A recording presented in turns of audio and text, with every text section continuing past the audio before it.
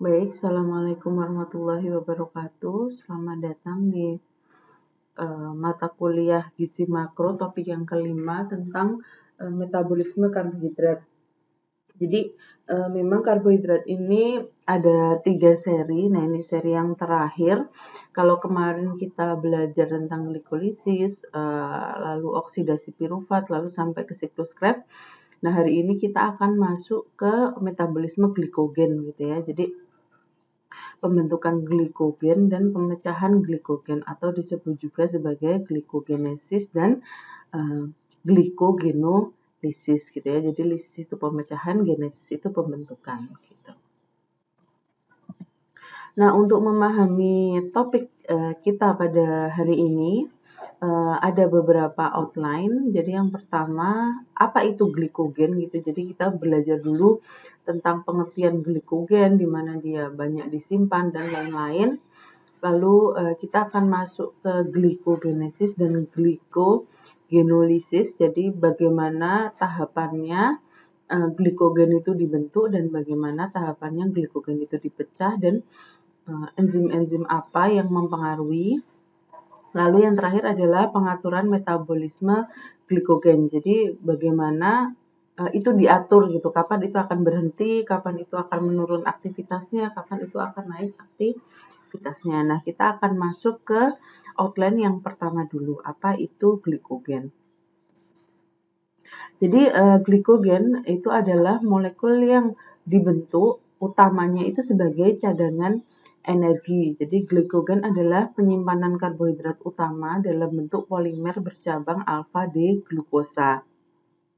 Nah, glikogen itu ada di beberapa bagian tubuh gitu ya, antara lain di hati, di otot, dan juga ada di ekstraseluler gitu. Tapi kalau kita lihat dari tabelnya itu persentase paling besarnya memang di hati gitu. Tapi kalau jumlah total paling besar itu ada di dalam otot. Kenapa? Karena kalau kita lihat di tabel itu glikogen di hati itu memang 5%, tapi kalau dikali beratnya itu hanya 1,8 kilo sehingga dalam satu organ hati itu rata-rata berat glikogennya itu hanya 90 gitu ya. Nah, kalau kita bandingkan dengan glikogen yang ada di otot, nah memang persentasenya itu lebih rendah 0,7, tapi karena otot kita banyak dan mendominasi berat tubuh gitu ya. Jadi ketika dikalikan hasilnya glikogen yang ada di otot itu mencapai hampir 250 gram gitu ya, atau seperempat kilo gitu ya. Nah, sehingga dari tabel ini bisa disimpulkan bahwa glikogen itu paling banyak disimpan di dalam otot. Meskipun kalau ditanyakan tentang persentase glikogen terbesar ada di mana, di hati, tapi kalau jumlah glikogen terbanyak ada di mana? Ada di otot gitu ya. Saya juga membaca sepertinya ada juga cadangan glikogen di otak, tapi mungkin jumlahnya sangat kecil dan dengan metabolisme yang berbeda. Nah, ini glikogen sebagai cadangan energi kita bisa bagi menjadi dua secara umum, jadi glikogen otot dan glikogen hati gitu ya, seperti yang tadi di tabel ditampilkan, tapi ini lebih detail. Jadi glikogen otot dan glikogen hati ternyata itu punya fungsi yang berbeda gitu. Jadi kalau glikogen otot itu dia sumber glukosa 1-fosfat untuk glikolisis otot. Dan glikogen hati itu menjaga kadar glukosa darah. Jadi silahkan diamati bahwa glikogen ini di tempat penyimpanan yang berbeda itu punya fungsi yang berbeda gitu. Jadi utamanya glikogen otot itu sumber glukosa 1-fosfat untuk glikolisis otot. Jadi dia tidak menyediakan glukosa 6-fosfat yang meningkatkan kadar glukosa darah gitu ya. Nah, kalau glikogen hati itu dia nanti dibentuk menjadi glukosa 6-fosfat dan nanti digunakan untuk menjaga kadar glukosa darah tetap normal. Mungkin kalau masih ingat mata kuliah sebelumnya tentang homeostasis, nah ini adalah salah satu cara tubuh untuk menjaga homeostasis dengan cara menjaga gula darah tetap normal gitu ya melalui pemecahan glikogen hati. Jadi kalau kadar glukosa darah sudah normal itu akan dicadangkan menjadi glikogen hati, tapi kalau kadar glukosa darahnya turun nanti glikogen dalam hati itu juga akan dipecah gitu. Nah, tugas utama glikogen hati adalah menjaga kadar gula darah tetap normal pada kondisi puasa. Jadi ini kita bahas dulu tentang glikogen hati secara umum. Jadi ini tidak tidak khusus puasa seperti kita umat muslim puasa ya. Maksudnya puasa di sini adalah ketika kita tidak mengkonsumsi bahan makanan dalam rentang waktu tertentu gitu. Jadi setelah makan konsentrasi glikogen hati itu akan meningkat gitu ya, setara dengan 450 milimol per liter glukosa. Jadi ini adalah nilai ekuivalennya. Lalu setelah puasa semalaman, konsentrasi glikogen hati akan menurun menjadi 200 milimol per liter ekuivalen glukosa. Jadi misalnya kita tidur gitu ya 7-8 jam, itu ternyata cadangan cadangan glukosa kita atau cadangan glikogen kita akan turun sekitar setengahnya gitu ya. Nah, kalau kita nanti puasanya lebih panjang lagi, itu bisa cadangan glikogen kita bisa habis. Jadi setelah 12-18 jam puasa, glikogen kita akan habis gitu ya. Nah, ini menandakan bahwa glikogen itu adalah molekul yang sifatnya terbatas gitu ya. Jadi dia penyimpanannya terbatas dan juga bisa digunakan dalam jumlah yang terbatas. Kalau misalnya kita mengalami kelaparan atau tidak makan dalam waktu yang terlalu lama, glikogen ini bisa habis dan jika memang tubuh masih membutuhkan bahan bakar energi lagi, nanti akan dicarikan sumber energi lain dari sumber non KH gitu ya, misalnya dari lemak dan protein. Nah, selanjutnya kita akan masuk ke glikogen otot gitu ya, jenis glikogen yang kedua. Jadi glikogen otot itu tidak secara langsung meningkatkan kadar gula darah.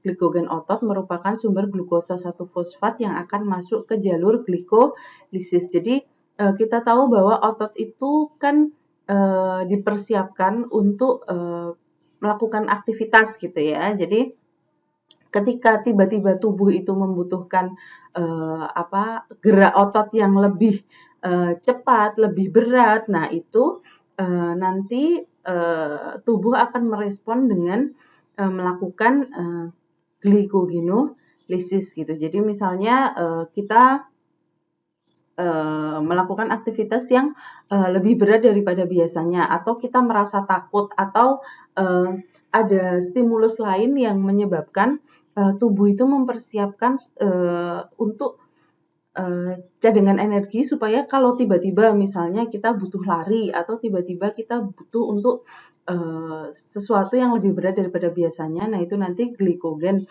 otot itu akan dipecah gitu ya. Nah, dia memang dirancang untuk glukosa 1-fosfat ini akan langsung masuk ke jalur glikolisis gitu. Jadi dipecah langsung masuk glikolisis sehingga dia bisa menyediakan energinya lebih cepat gitu ya. Nah, struktur glikogennya bercabang menyediakan banyak lokasi percabangan yang mudah dipecah menjadi glukosa 1-fosfat untuk aktivitas otot. Jadi, seperti yang kita pelajari tadi bahwa glikogen itu karakteristiknya adalah strukturnya bercabang gitu. Nah, dengan cara bercabang itu dia menjadi lebih efisien untuk menyimpan lebih banyak cadangan glikogen gitu ya. Jadi karena bercabang dia efisien dan nanti kalau dia dibutuhkan cabangnya itu diputus-putus dipecah gitu. Jika dibutuhkan, glikogen otot yang dirubah menjadi pirufat dapat masuk ke proses transaminasi menjadi asam aminoalanin dan dirubah menjadi glukosa melalui gluconeogenesis di hepar. Nah, gluconeogenesis ini nanti akan dijelaskan lebih lanjut di mata kuliah yang lain gitu. Seperti apa dan bagaimana prosesnya nanti bisa dipelajari di kuliah selanjutnya gitu ya. Nah, sekarang kita akan fokus ke pemecahan dan pembentukan glikogen gitu. Ini ada juga yang disebut sebagai loading karbohidrat gitu ya. Jadi ini biasanya dilakukan para atlet untuk menimbun lebih banyak cadangan glikogen. Nah, harapannya dengan menimbun lebih banyak glikogen, jadi bisa meningkatkan performa dan menunda kelelahan. Nah, ini dilakukan dengan meningkatkan latihan secara ekshaustif. Jadi, ekshaustif tuh dibikin latihannya berat selama 2-4 hari sebelum bertanding yang dilakukan bersamaan dengan peningkatan asupan makan. Jadi, seperti kita tahu kemarin teorinya bahwa ketika kita itu mengalami peningkatan aktivitas, maka metabolisme tubuh kita meningkat sehingga rasa lapar kita juga meningkat gitu. Nah, di awal-awal latihan ini tidak ada penambahan diet gitu ya. Jadi dietnya sama seperti biasa gitu sehingga metabolisme tubuh kita akan menyesuaikan dengan menyimpan lebih banyak. Nah, setelah itu diikuti dengan peningkatan asupan makan. Jadi setelah latihan berat gitu dengan pola makan yang sama. Nah, nanti di hari keberapa itu mulai pola makannya ditingkatkan gitu ya. Hal tersebut harapannya itu menimbulkan respon tubuh di mana dia akan lebih efisien menyimpan cadangan energi gitu dalam bentuk glikogen. Jadi ketika di set seperti itu, tubuh akan disimpan glikogennya disimpan gitu untuk mempersiapkan kalau ada aktivitas berat yang akan dilakukan setelahnya gitu. Misalnya mau bertanding gitu. Nah, atlet itu melakukan karbohidrat loading ini untuk memastikan bahwa selama bertanding itu staminanya bagus gitu ya, karena cadangan energinya juga banyak. Nah, ini efek samping itu juga pernah diteliti, walaupun tidak semua mengalami. Jadi ada beberapa yang mengalami gangguan gastrointestinal, yaitu sembelit gitu, karena dia asupannya meningkat gitu sangat banyak. Lalu juga ada gangguan mood gitu ya, karena mungkin harus makan sangat banyak dan harus aktivitas fisik secara berat gitu. Nah, setelah kita mendapatkan gambaran tentang apa itu glikogen, lalu tadi ada loading karbohidrat gitu ya. Nah, sekarang kita akan masuk ke bahasan tentang glikogenesis dan glikogenolysis. Jadi glikogenesis itu diingat bahwa genesis itu adalah pembentukan dan glikogenolysis, lisis itu adalah pemecahan. Jadi pembentukan dan pemecahan dari glikogen. Nah, kita mulai dulu dari pembentukan glikogen atau glikogenesis. Glikogenesis adalah proses pembentukan glikogen tubuh. Proses ini utamanya terjadi di otot dan di hati dengan tujuan fungsional yang berbeda, seperti yang telah dijelaskan pada slide sebelumnya. Jadi,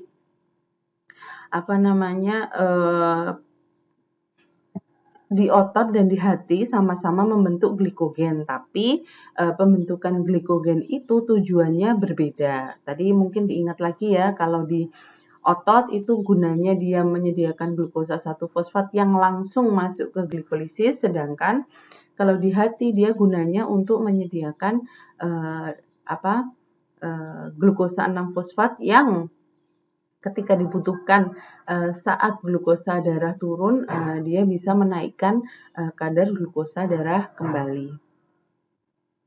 Nah, ini adalah tahapan glikogenesis atau pembentukan glikogen secara umum.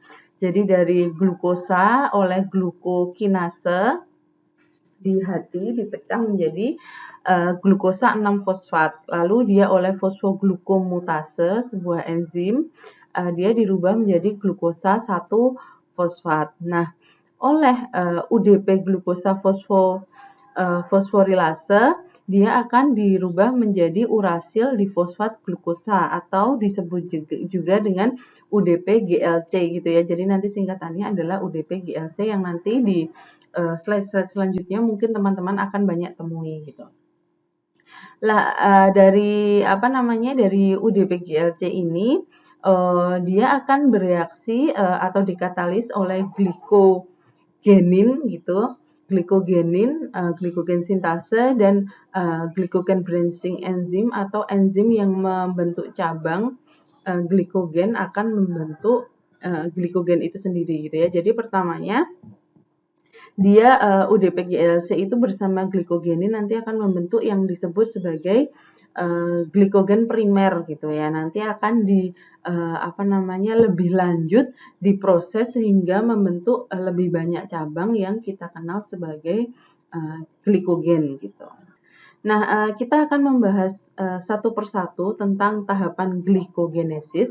Yang pertama, proses awalnya sama seperti glikolisis di mana glukosa dirubah menjadi glukosa 6-fosfat yang dikatalisis oleh heksokinase untuk reaksi yang terjadi di otot,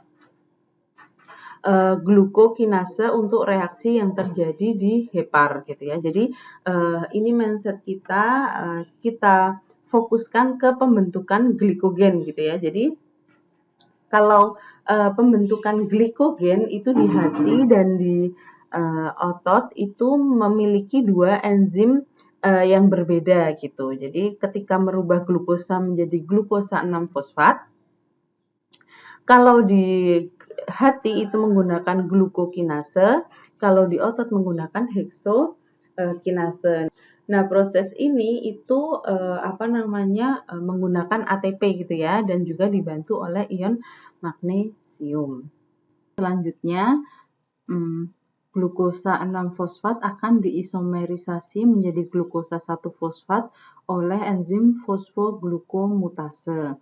Jadi ini adalah reaksi yang reversibel. Jadi glukosa 1-fosfat bisa kembali menjadi glukosa 6-fosfat gitu ya. Nanti kita akan lihat di siklus keseluruhan bagaimana dan kenapa glukosa 1-fosfat itu bisa reversibel dengan glukosa 6-fosfat. Nah, selanjutnya glukosa 1-fosfat akan bereaksi dengan uridin trifosfat atau disingkat sebagai UTP membentuk nukleotida aktif yaitu UDP-GLC atau uridin difosfat glukosa dan pirofosfat. Reaksi ini dikatalisis oleh UDP-GLC fosforilase. Nah, glukosa di sini ada gambarnya. Glukosa 1-fosfat dia bereaksi dengan dikatalisis oleh uridin trifosfat, dia berubah menjadi UDP-GLC atau uridin difosfat glukosa. Setelah itu melepaskan satu pirofosfat anorganik. Jadi kalau ada I itu artinya dia anorganik.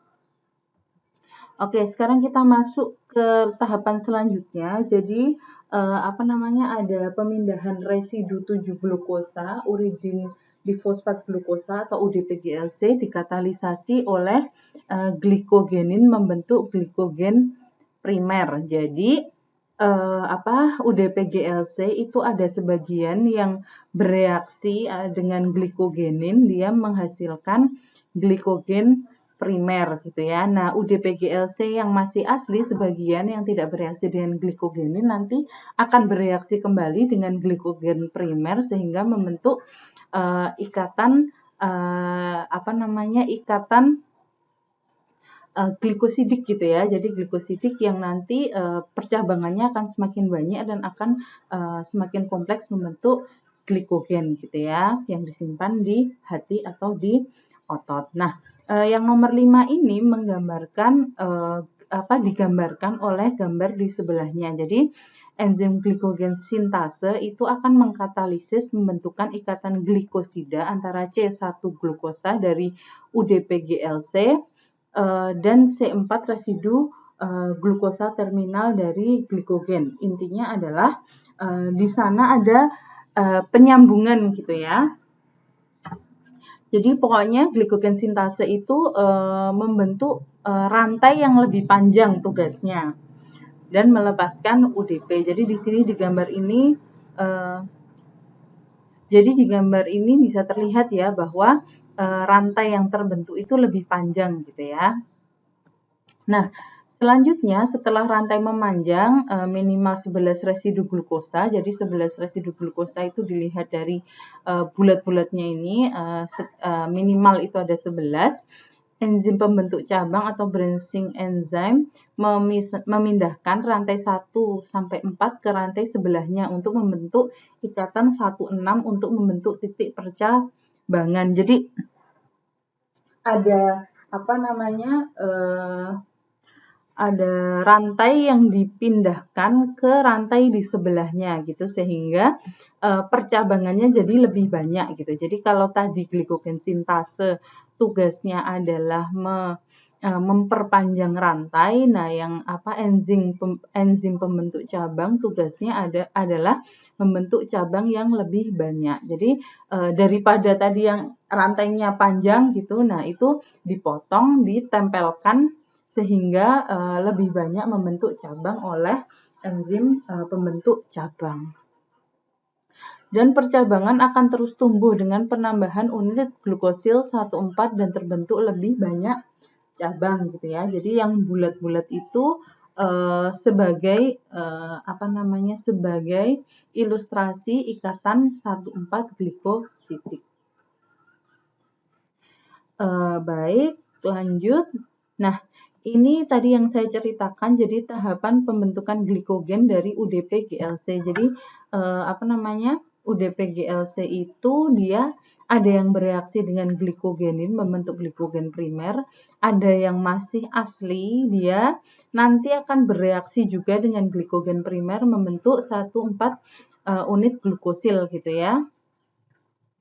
Nah, dia akan melepaskan UDP. Nah, ini oleh branching enzim, jadi enzim pembentuk cabang, dia akan dibentuk percabangan yang lebih banyak yang disebut dengan glikogen.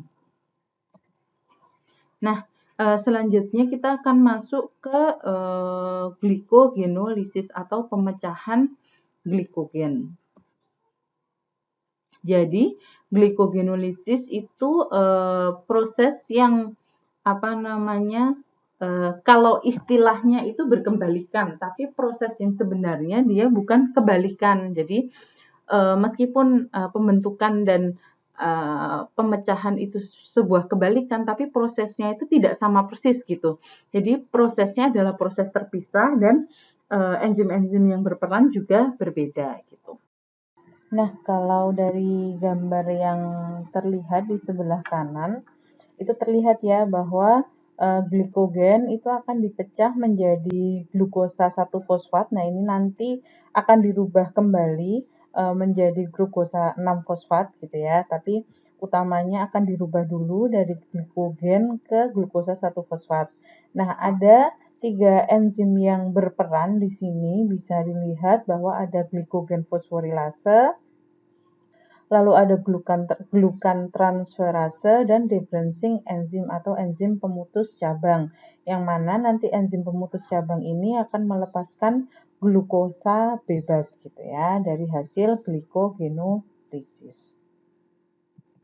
Nah, ini tahapan glikogenolysis secara lebih detail gitu ya. Jadi peridoksal-fosfatase merupakan koenzim dari enzim glikogen fosforilase atau enzim pemecah glikogen yang berperan tentu saja dalam pemecahan glikogen. Dia memiliki gugus fosfat yang aktif mengkatalisis. Jadi kalau kita lihat di gambar itu ada berjajar ya, dia kalau enzim fosforilase itu dia tugasnya adalah memecah ikatan 14 glikosidik gitu ya. Jadi yang tadinya panjang bisa dilihat di sebelah kanannya itu sudah memendek lah. Itu banyak ikatan yang dipotong oleh glikogen fosforilase. Nah, selanjutnya akan ada 2 enzim pemecah cabang yang berperan di tahap selanjutnya. Jadi yang pertama glukan transferase memindahkan unit trisakarida dari satu cabang ke cabang yang lain. Jadi bisa dilihat itu ada 3 di sini yang dilingkari. lalu di sini ya. Jadi di sini ada 3 yang dilingkari, dia dipindah ke rantai di sebelahnya supaya mengurangi percabangan. Jadi kalau tadi di glikogenesis, pembentukan glikogen itu cabangnya dibuat menjadi lebih banyak. Kalau di pemecahan glikogen berarti cabangnya itu diminimalisir. Jadi ada 3 yang dipindah sehingga di cabang itu hanya tersisa 1 residu glukosa gitu ya. Nah, residu glukosa itu nantinya oleh enzim 1,6 glikosidase, 16 glikosidase akan memotong ikatan ini, jadi melepaskan 1 glukosa bebas sehingga hasil akhirnya adalah ikatan glukosa, residu glukosa dalam bentuk rantai memanjang tanpa cabang gitu ya. Nah, ini kalau kita lihat reaksi secara keseluruhan antara glikolisis dan glikogenesis dan glikogenolisis gitu ya. Jadi sebenarnya glikogenesis dan glikogenolisis itu memiliki kaitan gitu.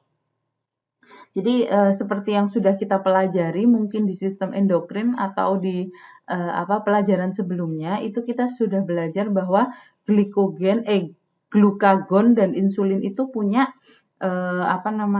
punya reaksi atau punya efek yang berlawanan di dalam tubuh gitu ya. Jadi ini kalau kita lihat gambar yang di tengah itu ada CAMP.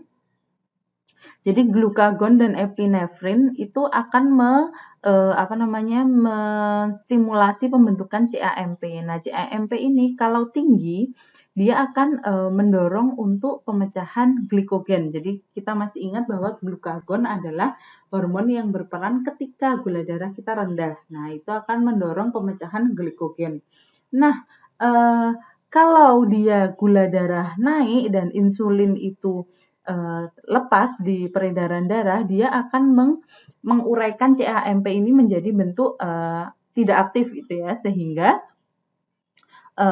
reaksinya akan cenderung ke glikogen sintase. Jadi insulin itu lebih ke pembentukan glikogen dan yang glukagon itu pemecahan glikogen gitu ya.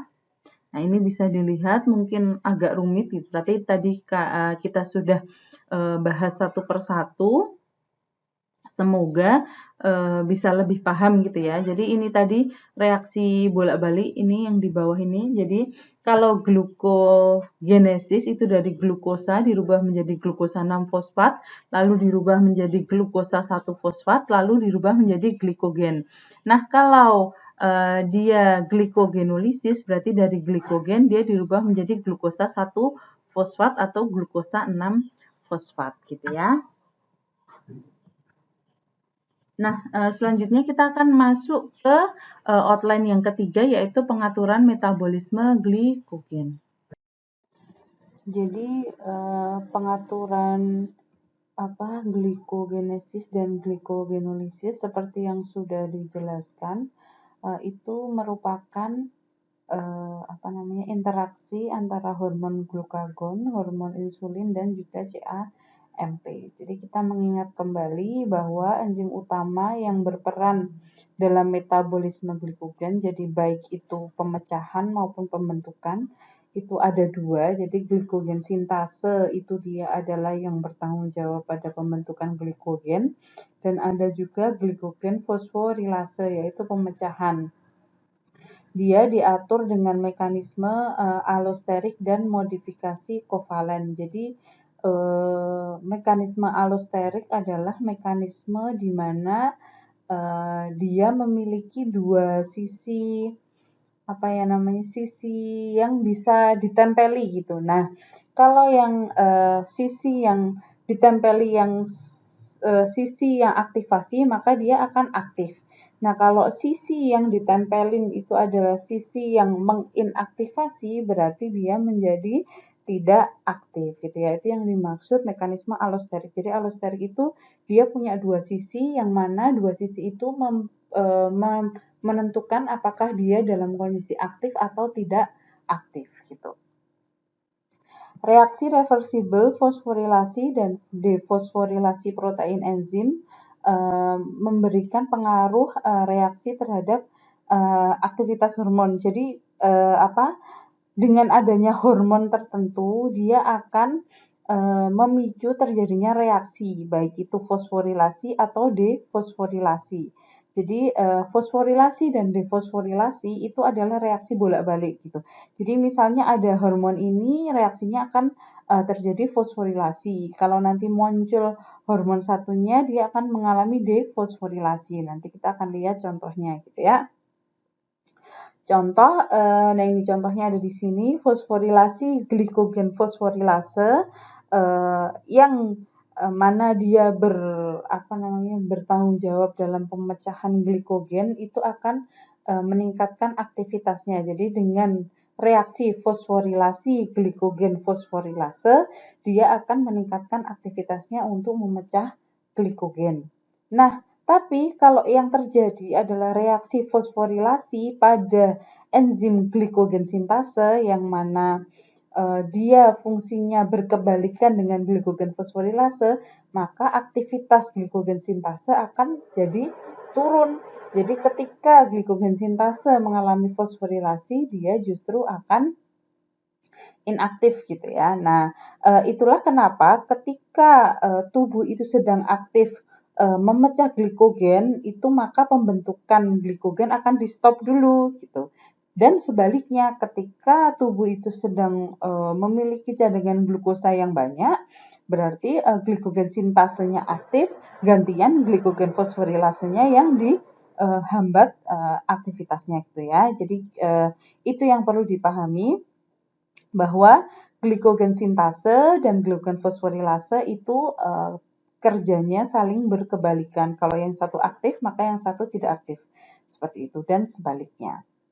Nah, fosforilasi akan meningkat sebagai respon terhadap siklik AMP atau disingkat sebagai CAMP.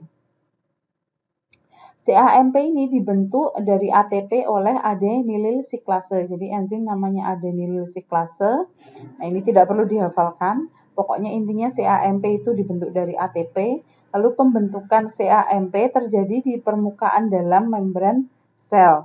Terjadi sebagai respon terhadap hormon epinefrin, norepinefrin, dan glukagon. Jadi CAMP itu dia itu dibentuk sebagai responnya hormon glukagon.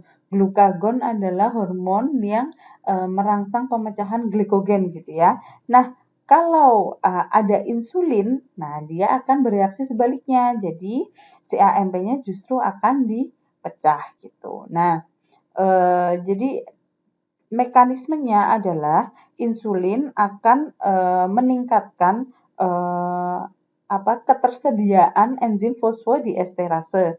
Fosfodiesterase akan menghidrolisis CAMP sehingga aktivitas CAMP akan menurun gitu ya. Jadi itulah kenapa glukagon dan insulin kerjanya itu bisa berkebalikan. Jadi begitu. Caranya adalah dengan dengan pengaturan CAMP gitu ya. Glukagon merangsang pembentukan CAMP, insulin sebaliknya dia mengeluarkan enzim yang menghidrolisis CAMP sehingga tidak bisa beraktivitas gitu. Nah, kita lihat di gambar sebelah kiri. Jadi insulin itu gambarnya di sini minus ya. Jadi dia memberikan reaksi negatif terhadap CAMP, yaitu dengan tadi ada enzim fosfodiesterase sehingga CAMP ini akan dihidrolisis gitu. Nah, insulin itu akan merangsang ini glikogen sintase gitu. Nah, sedangkan CAMP itu juga menghambat glikogen sintase. Oleh karenanya, insulin ini menghidrolisis CAMP supaya CAMP tidak mengganggu kerja glikogen sintase gitu. Nah, kalau glukagon dan epinefrin itu akan meningkatkan pembentukan CAMP yang juga akan memberikan efek positif ke glikogen fosforilase, yaitu mengaktifasi pemecahan glikogen gitu ya. Nah, bedanya apa epinefrin dan glukagon nanti kita akan belajar di slide selanjutnya. Nah, ini adalah perbedaan pengaturan glikogen fosforilase di hati dan otot gitu ya. Jadi perbedaan fungsi glikogen di hati dan di otot tadi sudah kita bahas juga. Ingat kembali bahwa glikogen di hati fungsinya untuk menjaga gula darah tetap normal, dan di otot itu fungsinya untuk menyediakan glukosa untuk glikolisis gitu ya. Maka pengaturannya berbeda. Maka bentuk glukosa yang dihasilkan dari pemecahan glikogen di hati dan di otot juga berbeda. Pada kedua jaringan, dengan adanya sinyal saraf dan hormonal, maka akan ada aktivasi enzim melalui fosforilasi oleh fosforilase kinase, berubah menjadi fosforilase A dalam bentuk yang aktif gitu ya. Enzim dinonaktifkan melalui defosforilasi oleh fosfoprotein fosfatase membentuk fosforilase B. Fosforilase aktif dihambat secara allosterik oleh glukosa 6-fosfat dan ATP di otot, dan glukosa 6-fosfat, ATP, dan glukosa bebas di hepar gitu. Jadi hasil dari pemecahan glikogen itu juga menghambat reaksi selanjutnya gitu. Jadi kalau hasilnya udah banyak, glukosa 6-fosfat sudah banyak, ATP sudah banyak, glukosa bebasnya sudah banyak, itu berarti nanti pemecahan glikogennya juga akan melambat dan akhirnya berhenti gitu ya. Lalu yang perlu diperhatikan adalah yang menghambat secara allosterik itu di otot dan di hepar itu berbeda. Kalau di hepar glukosa bebas itu juga menjadi penghambat gitu ya. Jadi penghambat reaksi, kelanjutan reaksi dari pemecahan glikogen gitu. Ini adalah pada enzim glikogen fosforilase. Nah, ini lebih lanjut tentang CAMP dan glikogen fosforilase. Jadi CAMP itu mengaktifasi fosforilase kinase. Nah, peningkatan CAMP mengaktifasi CAMP dependent protein kinase, mengkatalisis fosforilasi ATP dari fosforilase kinase B inaktif ke fosforilase kinase A aktif. Jadi kalau dilihat di bagian ini, CAMP itu dibentuk sebagai respon terhadap glukagon di hati. Jadi glukagon itu dia berfungsinya di hati. Kalau di otot, yang hormon yang mempengaruhi pemecahan glikogen itu adalah epinefrin karena kondisi takut, peningkatan aktivitas, dan lain-lain. Nah, sehingga glukagon ini tidak dapat bekerja pada sel otot. Glukagon ini khusus bekerja di hati, gitu ya. Nah, di bagian yang sebelah kanan ini digambarkan bahwa epinefrin dan glukagon itu mengaktifasi adenilat siklase yang dia merubah ATP menjadi CAMP gitu. Nah, ini CAMP itu akan mengaktifasi protein kinase A gitu. Protein kinase A ini akan merubah fosforilase kinase B menjadi fosforilase kinase A dalam bentuk aktifnya gitu. Jadi ATP memerlukan ATP, dia merubah dari dari bentuk inaktifnya menjadi bentuk aktifnya. Lalu dengan bantuan ATP juga glikogen fosforilase dirubah menjadi glikogen fosforilase dalam bentuk aktifnya, yaitu dalam bentuk A, dengan bantuan tadi ATP dan fosforilase kinase A yang sudah diaktifasi. Jadi kalau mengingat bahwa yang bentuk aktifnya itu adalah yang A gitu ya. Jadi baik fosforilase kinase maupun glikogen fosforilase dalam bentuk aktifnya adalah dalam bentuk A. Nah, di sini ada tambahan kecil ini, di sini insulin gitu. Jadi insulin itu merangsang mengaktifasi protein fosfatase 1 yang menghambat